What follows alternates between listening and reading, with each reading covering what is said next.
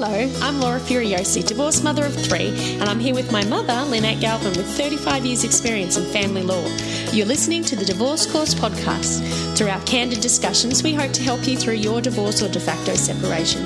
We will be answering the most commonly asked questions and covering the stages and steps that you will face on your way to freedom. Hello and welcome back to a Q&A that we haven't done for a while, but we've seen an urgent need, as many of you have been sending in many questions. Now, I've tried to put as many of them to Mum as possible and try and give you a quick response, but I think it's best that we just answer them on the Q&A and you can listen in, and maybe one of these situations will be similar to your current situation as well. Thank you, Mum, for joining us. Are you ready for the rapid fire Q&A? I'm limbered up and ready. Had my coffee, ready to go. All right. So this first question is from Facebook. It says, "Hi, ladies. I've been listening to your podcast on Spotify and I found heaps of useful things for me. I just wanted to check as I'm searching, do you have any podcasts on?" And I think we'll just have to answer this question for her. Podcast on the father is not wanting to put parenting orders in place. He's seen them 3 times in 1.5 years of his choice. And if they fail to come to mediation, how will the judge look at this for parties trying to get care arrangements for the kids? Figured you didn't want specifics, but I seem to have a unique situation. I don't actually think this is a unique situation. No, is it, it's Mum? not. It's not. It's happened a lot over the years. So first of all, clearly they're not going to come to mediation. So if you file an application in the court, put the orders that you want in, and I would think you need to have long-term responsibility for the children's long-term care, welfare and development. So you want sole parental responsibility for that, because if they need surgery and he doesn't show up or you can't get him to sign something, that's a problem. So ask for sole parental responsibility for their long-term things. Ask that the children live with you and that they see the father as agreed between you both. And then I think the court would make those orders because, you know, if the father doesn't participate in the proceedings, then, you know, once you've proved you've served him, then the court will make the orders that you want. The court won't make orders for him to see his child. The court never does that because that is one order that, even if they made it, wouldn't be in the best interests of the child. Even if he followed it, you don't want a parent to begrudgingly show up, to be forced to spend 2 hours with a child. I mean, that's going to negatively impact the children who would know that they aren't it's not the parent's wish, if that makes it clear. So that's one rule that the court will never bother enforcing. So, you want sole parental responsibility, child live with you, and see the father as agreed between the parties.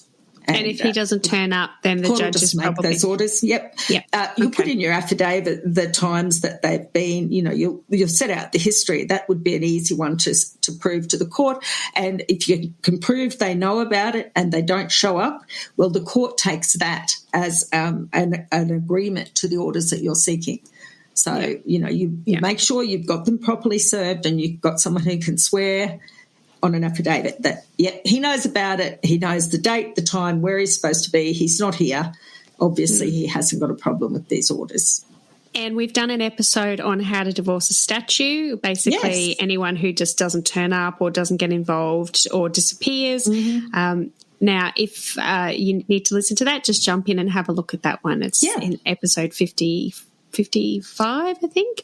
All right, next question was from Instagram. Hi, ladies.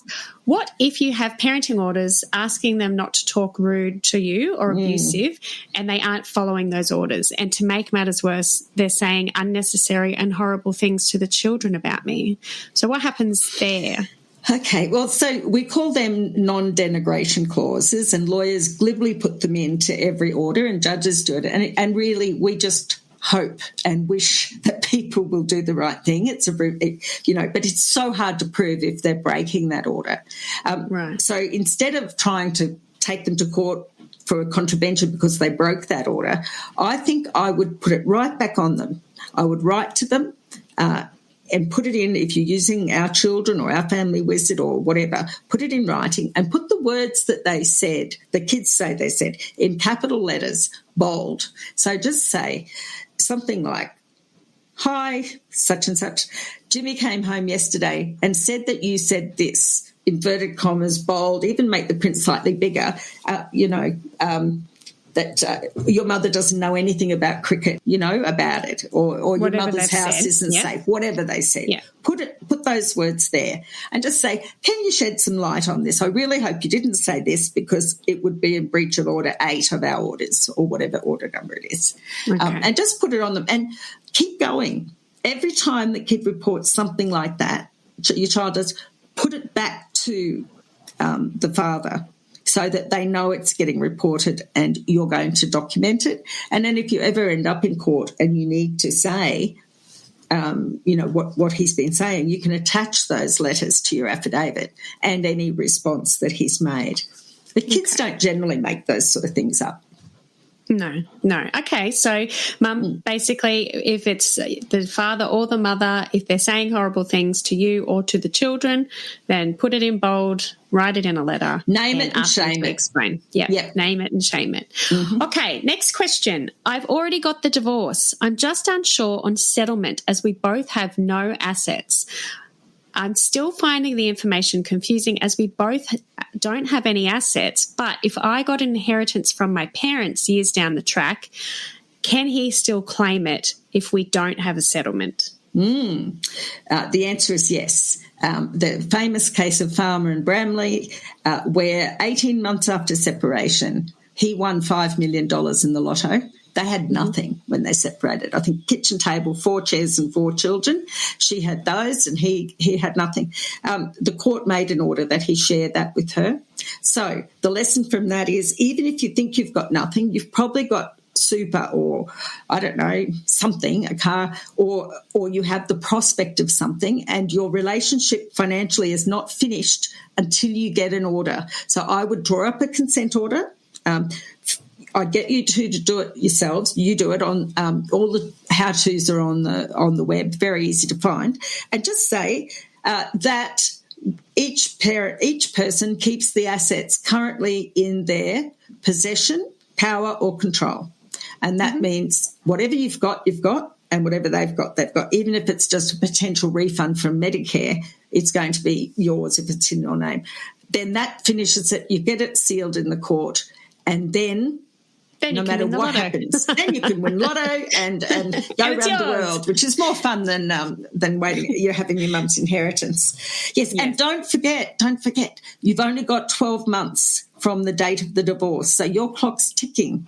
If your divorce has happened, or if you've separated, you've got 2 years if you're de facto, but 12 months from the divorce. So run, get those orders done. And if they won't agree to consent orders, then just file a really kind of skinny application in the court that each party have their own assets, and the judge will have no trouble making that. You can also do our course and the consent orders, how to fill them out, how to do the whole property thing there and easily done for you. Shameless plug. Shameless plug. Okay. And don't forget, you can tell him it's for his benefit too, because what if he wins lotto? Exactly. Or gets a big payout from work or whatever. So it's generally people will be quite happy when neither of them has anything to just rule it off and file it. Yeah. All right. Next question. Hi, lovely. I hope you had a lovely weekend. Thank you very much. Or maybe that was to Mum. Your podcast and socials continue to be a source of inspiration and strength for me. I'm wondering if you could please point me in the direction of where to get some free or cost-effective advice around interpreting some items in my new court orders. My situation is an interesting one where I've had to make some very difficult decisions. I would really like it if you could give me some tips. So whereabouts can someone go if you've got court orders and you're a little bit confused about them? How do you, if you're not a lawyer, who can interpret them for you? Well, a lawyer probably. So you can ring up and get one of those one-off appointments with lawyers. Sometimes it can be around $200 in Australia, in Queensland anyway, and that would work. Otherwise, go to legal aid in your state. Make an appointment, ask them to look at the orders and tell you. Have your questions written out like we tell you to in the course so that you're not wasting time or money with your lawyers. Have your questions written out and just go and ask someone how to do that. And don't forget there are post-separation parenting courses which also could help you. And I think they're mostly free, aren't they, Laura? They're online? Yes. They're called POP courses. You can go to Relationship Australia, and there's a couple of other ones. So check them out. Just search POP courses, and you can do them online or in person. I know you say that your situation's unusual, so it might not work for you. But for most people, the orders are always just a formulation of pretty well the same stuff. It's like making different cakes with the same ingredients. So you'll probably have a non-denigration clause like we were talking about, where you're not allowed to talk badly about the other person, and you'll have orders, that people recognise. If you go to the POP course, there will be someone there probably who's seen these orders before, even if they're not a lawyer. But if you want to see a lawyer, ring around, someone will talk to you. They'll need to see the document though. So I think you need to be one of those like 1 hour appointments and get that info. Hope that helps. Thank you, Mum. Okay, last question. Hello. I cannot thank you enough for the Divorce Course podcast and Instagram posts. Both you and your mum are amazing and truly making a change through the Divorce podcast. Yay. That makes me happy. Thank you. They have helped me personally to stay strong and reduce my costs, which is great. Knowledge that I'm dealing with a narcissist in my DV trial has provided me with the tools to continue to stand strong and keep going through the process of being legally unrepresented to obtain DV protection for the order for safety of myself and my children. Sure enough, he's scored an impressive 7 out of 10 on misdemeanors over the course of the 20-year marriage that are all documented in his affidavits. He's reported he's the best father ever and is a caring man. His affidavit reports he didn't pull my hair. He put it into a ponytail as a kind and loving gesture. So she's saying here that the other side is saying that she's crazy and that they're all mad delusions and that she needs psychiatric help. Yes. So what and that's this isn't so common. This isn't an unique situation either. No, so although I haven't heard the ponytail one before.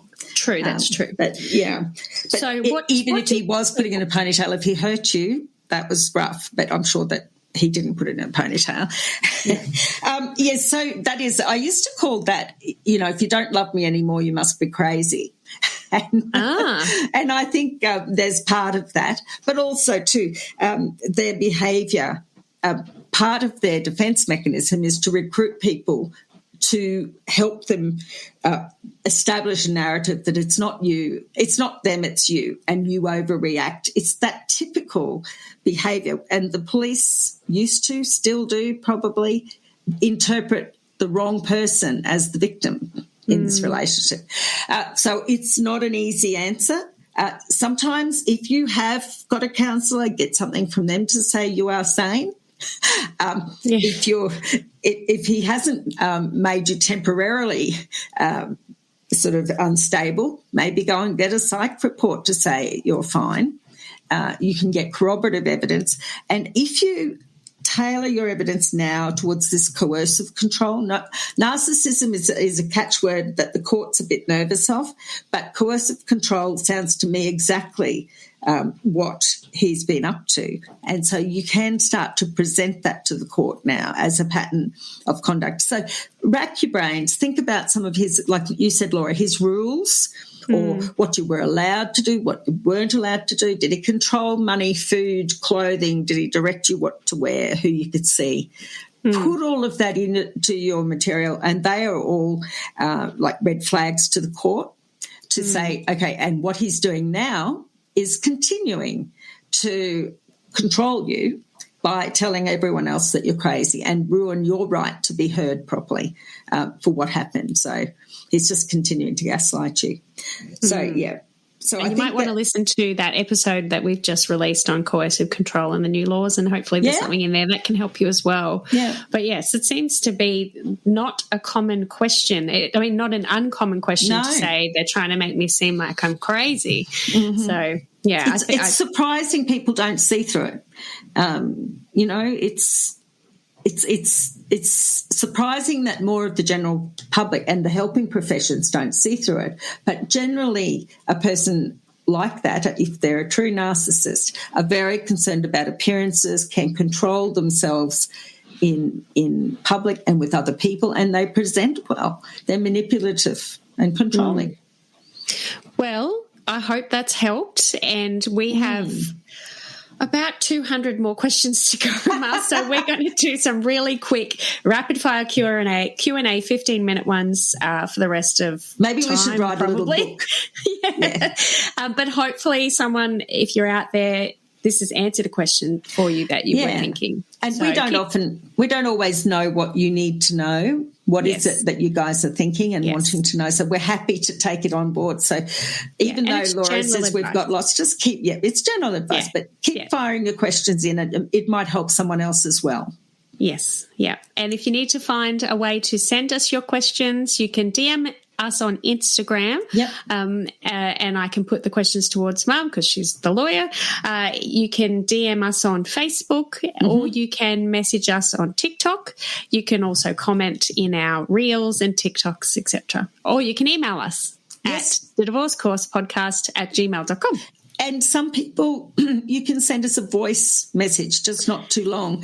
Yes, we would actually love that. I listened to another podcast and they have the money diaries, and I would love to do that. Call it the Divorce Diaries. Yes. And as long as you keep your name Don't out tell of anyone. it, we can play instead of listening to me read it badly, we can play your question via voice through my microphone, and then we can answer it directly, as long as you don't put your words that just can disclose your children or your name. Yes, don't do that. Actually, so delete specifics. We might be able to use one of those creepy voice changes. But if you'd like to send us a voice message, you can easily just hold the button for Facebook or Instagram. I think will allow you to do that. And just give us your question. Yes. All right. Makes us feel like we're not the only ones talking then. Thank you, Mum, for your time, and thank you to everyone who's sent questions in. We'll get through them eventually. We will get there, and keep sending them in. See you, everyone. Bye, Laura.